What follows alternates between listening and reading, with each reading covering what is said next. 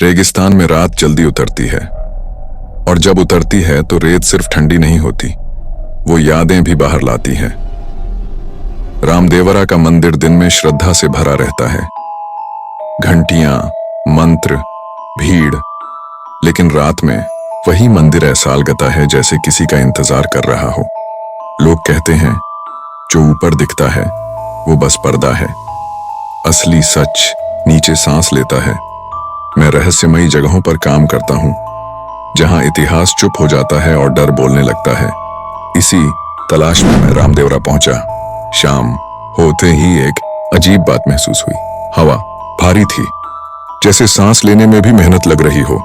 एक बूढ़ा मंदिर सेवक मिला, उसकी आंखें मुझे नहीं, मेरे पीछे कुछ देख रही थी।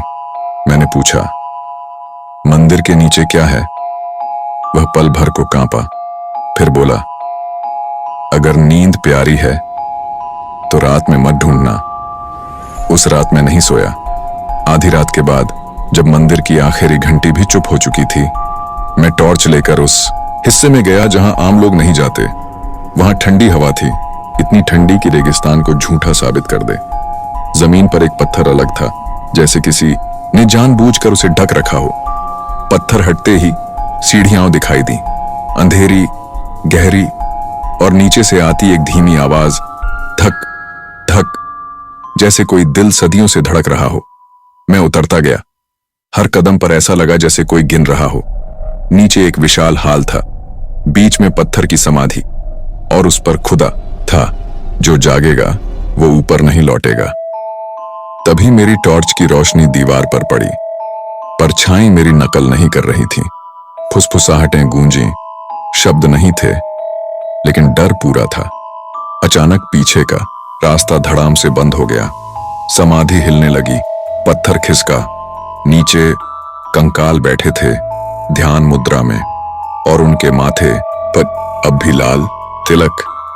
एक आवाज सीधे दिमाग में उतरी, ऊपर विश्वास है, नीचे भूख।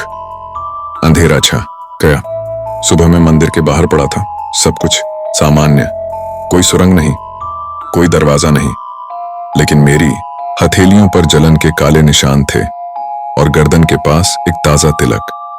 रात के बाद से आईने में मेरी परछाई थोड़ी देर से हिलती है, और कभी कभी नींद में मुझे सीढ़ियां सुनाई देती हैं।